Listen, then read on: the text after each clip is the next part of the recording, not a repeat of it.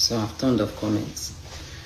Because I really don't want distractions. I want to speak my mind and speak my truth. Verydarkman, I saw your video. And I know why you came out to do that video.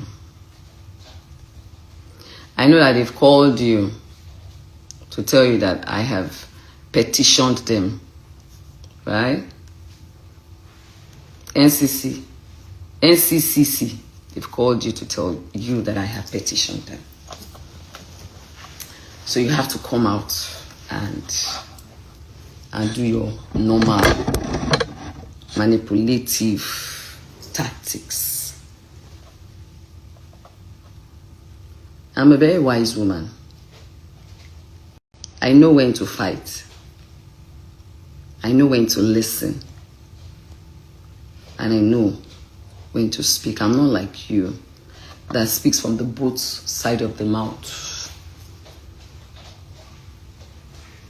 I'm not like you that is very, very manipulative, deceitful, corny. I'm far different from you. That's the difference between me and you. You've tried in all your might to bring me down, but you cannot. Because who God has made, no man can destroy. No man can destroy. I'm so glad that you yourself sat to see a lot of videos of you circulating on this same internet space. Videos that you made. Or you insisted that they cancel Naira Marley. With your own mouth. Videos that you made against them. Numerous videos. Before you decided to take a turn. So that you can know that you speak from the both side of your mouth. And people should not take you serious.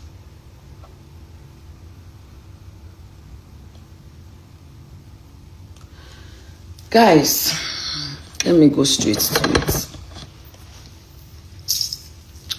So, yes, I was invited by the, police people? They call them the National Cyber Bullying stuff, right?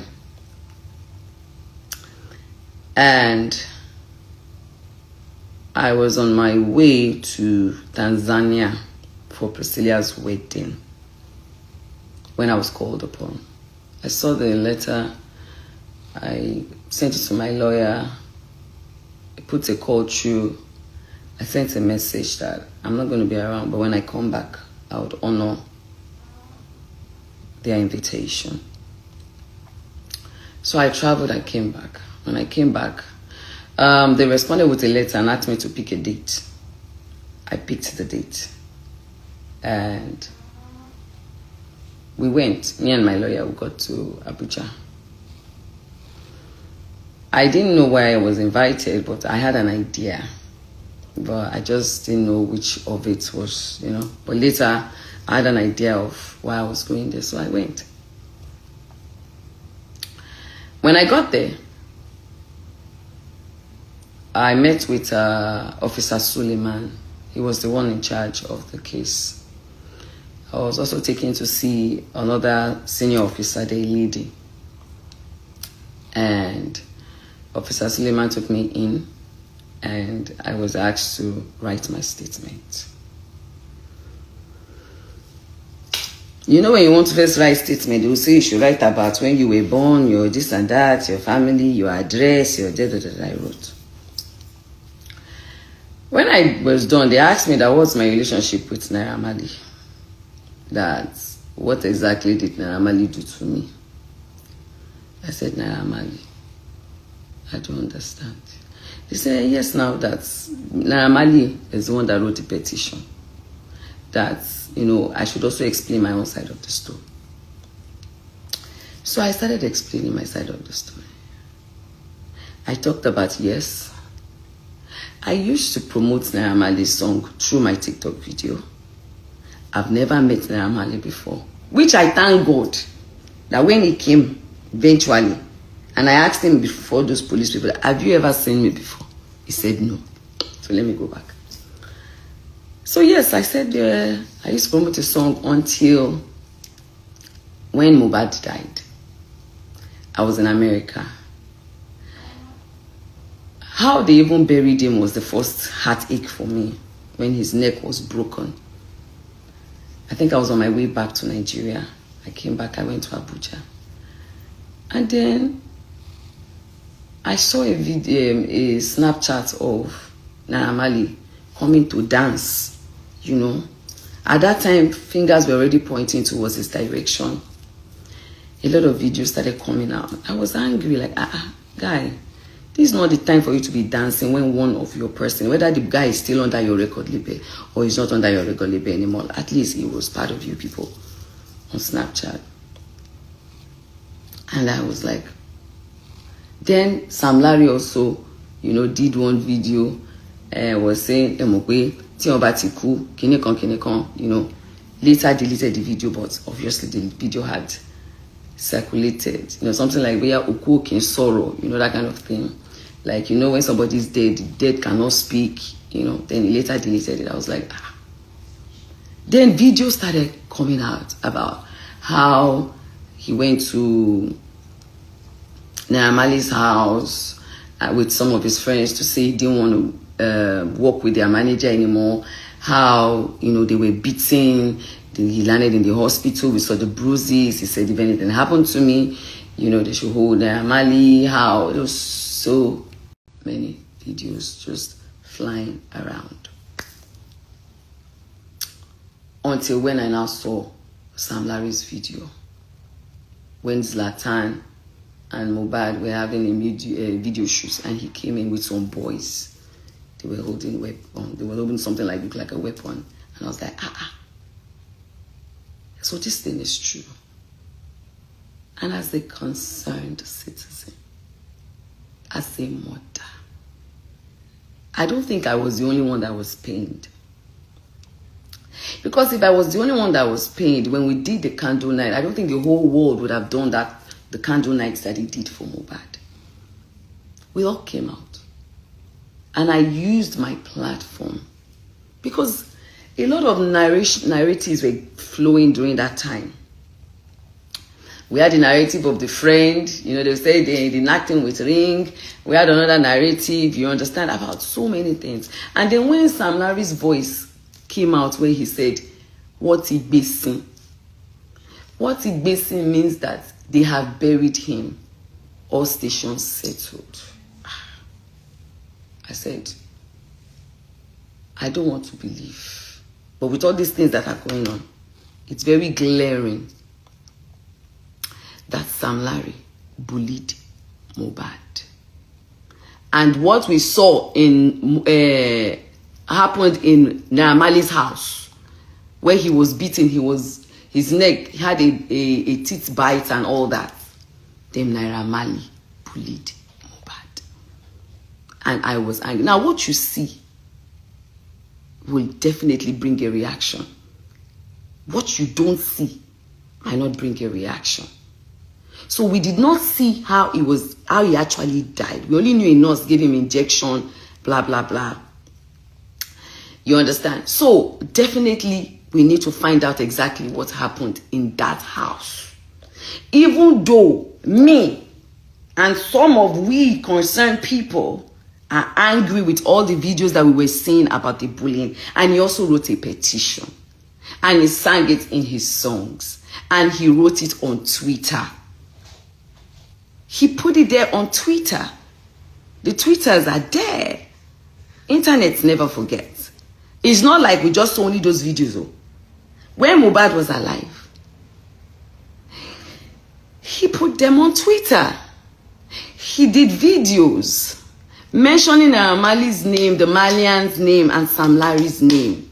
They are there. So that is one thing. I said the other one was to find out exactly what happened in the last few hours before he died. I'm not a police officer. That is not my job to do. It's a murder case, and we must allow the right authorities to do that. So what did I do? I took my foundation up.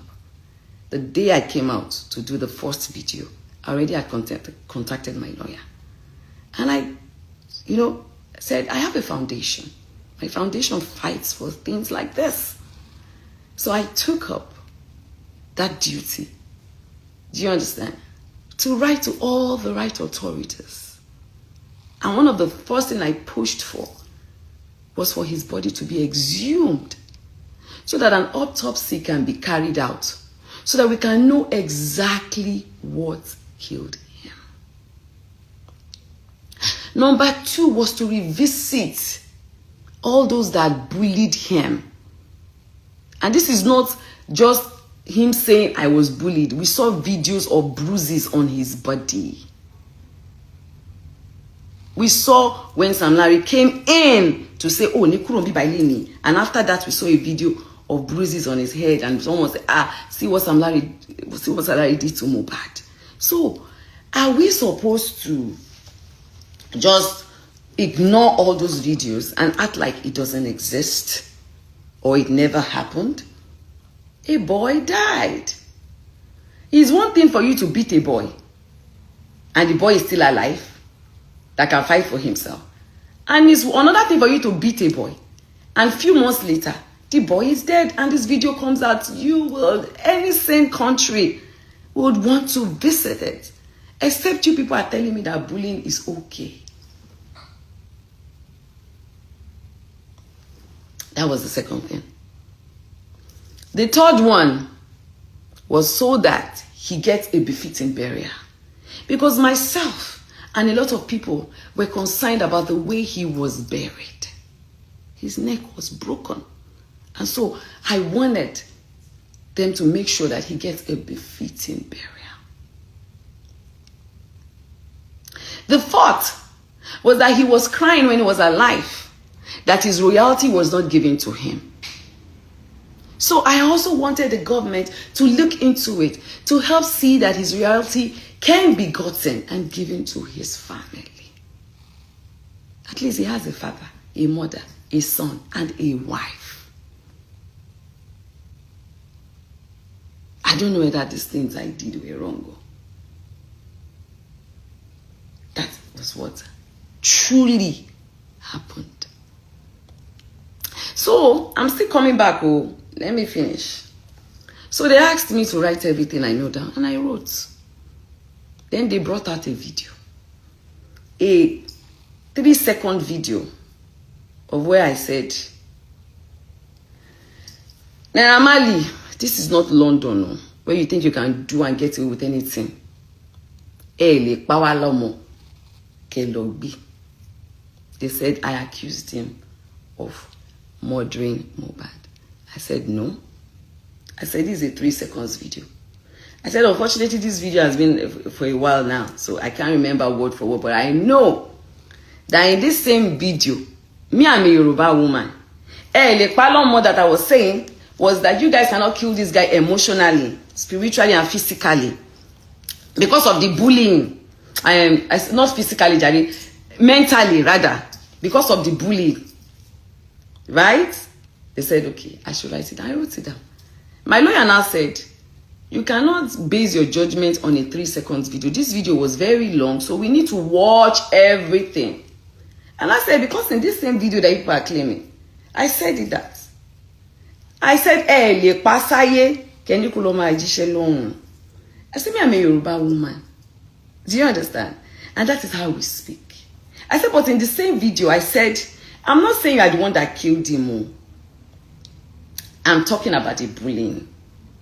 That, okay, if you did not bully him, and your manians were bullying him, and Sam Larry was bullying him, what did you do? I said, you need to come and explain what you did. I said, at least I remember some of the words. Because at that time when I was there, I have not even watched the video in a very long time, but I could remember what I had said.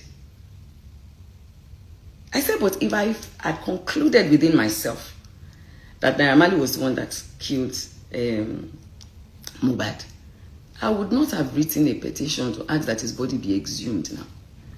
There would have never been anything like coroner inquest because he was already buried, cemented, safe. And if there was no coroner inquest, now that they said, oh, he's not guilty for his murder, would that have happened? Would he himself have gotten justice on the murder side? I'm not talking about the bully side now. If I, Iyabo, my foundation did not write and push, I did not just write and send you. I was going there, back and forth. We were on phone calls with the authorities. So, if I just had concluded in my head that you did it, I would not have pushed for that. The officer said I should write it down. Now, there's a video. They put a camera in front of me, and there's a camera there. So everything I'm saying, if they want to prove it in court, is there. Then I wrote it down.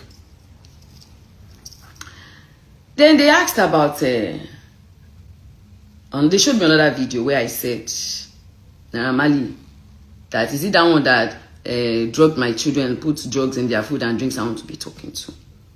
Did I say that? I said, yes, I said that. I said I did. Because innocently, I went to help this boy called DJ Splash. When we got there, the first thing DJ Splash said when he saw me was like, I have helped your son before. I was like, you know Festus? He said yes. Because me, I don't know him. When I was doing the life was when I heard something was also wrong with one of the boys that lived in Naira Marley's house. And people were like, I should please help the boy. I should please help the boy. We should not let this boy die and all that. I was like, okay. They sent the number of the brother to me. I called the brother and I asked for him to send the address and I went there. Thank God I did not go alone. I went with media. I went with my production team. Yes, I went with my PA. I went with one of my friends and I went with some police officers. So I did not go there alone. When I got there, immediately DJ Splash saw me. He said, Mama, I know you. I said, me, I don't know you. I thought maybe he was talking about me being an actress. He said, no, I know your son. He said, your son had come to the Malian's house before, where I was there. And in fact, I was one of the people that helped him. I said, which was my son? He said, Festus. I said, okay. Helped him as at how? Now, I had already done the video. I was just there to see DJ Splash to help him out. I never knew anything of this had ever happened. When I'm not mad, me, I will know. Yeah, boy, they come. So, I said, oh yeah, speak. The media person wanted to start recording. I said, no, wait, don't record, though. Because I don't want this to be all about me. We came here to help this boy. But whatever he has to say that is related to my children or myself, let me hear it personally first. Because I don't want to mix it up. Because that time it was justice for Mohbad. Right? So he said that Festus came to the house with Mohbad's manager, who was then Naira Marley's former manager, the lady, S.I., if I'm not mistaken with her name. Then Festus' drink was spiked. I said, spiked as at how? He said, yes. There's something that they call, I'm trying to remember the name of the thing, or M something, I don't know. You know, like it's a drug that they put it in drinks and in foods and in everything, that they did it today, that they do it as a normal thing there. I said, was Festus aware that they put some? He said, no, now normally nobody's always aware. It's only them that live in their house that know about it. So when Festus drank that thing, Festus started acting funny, was dozing off. and they wanted to record him. So he stood in front of them and said they should not do that. They wanted to collect his phone, but he took the phone on their behalf, and they were laughing. They were making jest of him while he was, trying to get himself. And then he dozed off at a point, but he tried to make sure that, they did not record him. He tried to make sure that, he collected his phones.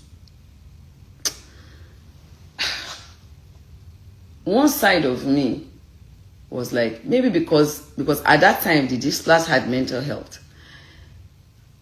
I was like, okay, maybe because this boy has mental health, he doesn't know what he's saying. Maybe he's just talking. One side of me as a mother was very, very angry. But I didn't want to be distracted. I wanted us to at least administer the help we came to do. So I said, okay, you know what? Festus is doing fine, is in Turkey. I'll see to it. But right now, let's see to you. What is your story? And I told him, don't talk about Festus, let's talk about you. Then I asked that the camera starts rolling. And then that was when he did his interview. We went live, we did everything. Immediately he said what he had to say. The mom said what they had to say, the brother, everybody. I called on a doctor who handles cases that have to do with, drug-related mental health. He works with the Lagos State government and he has his own private hospital. And I've known him for years. I think I brought him on my show before, Gold Mind. And I called upon him to say, sir, please. Because of my foundation, a lot of young ones that I see out there that we help, I always refer them for treatment. That's my own little quarter that I don't even come and talk about on social media. So I said, you know what, sir, I want to bring a boy to you. The mom will bring him. I'll give them the address and the phone number, please. This boy needs treatment. He's not doing fine, and we need you to help him. And I sent the first part statements to him. And I said, whatever it is, that is the other payment, please forward it to me when he comes to see you. Because